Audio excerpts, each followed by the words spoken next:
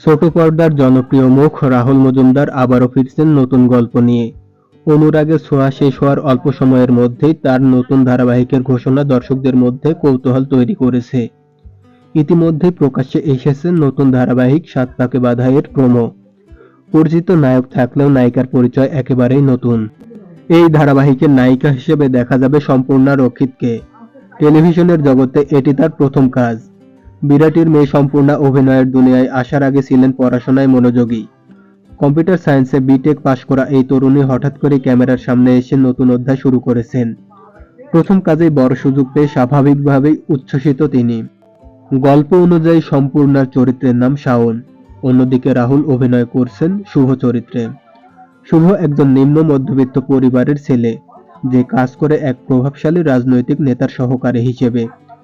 কঠোর বাস্তবতার মধ্যে থেকেও শুভর পরিবারে রয়েছে হাসি, আনন্দ আর আন্তরিক ভালোবাসার উষ্ণতা, যা তার জীবনের শক্তি। অন্যদিকে শাওন সেই রাজনৈতিক নেতার মেয়ে।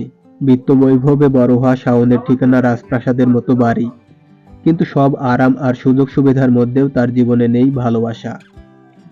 পরিবারের ভেতরে সে পেয়েছে অবহেলা আর একাকিত্ব, যা তাকে ভিতরে ভিতরে ভেঙে দেয়।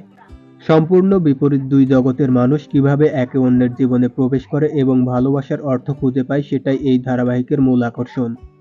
শুভর সাধারণ জীবনের উষ্ণতা আর শাওনের শূন্যতার সংঘাতে তৈরি হবে আবেগ আর সম্পর্কের নতুন সমীকরণ। ধারাবাহিক শুরু হলে দর্শক অপেক্ষায় থাকবেন এই গল্পের প্রতিটি মোড় দেখার জন্য। ভিডিওটি কেমন লাগলো কমেন্ট করে জানান, আর এই ধরনের আরো ভিডিও পেতে চ্যানেলটি সাবস্ক্রাইব করুন। ধন্যবাদ।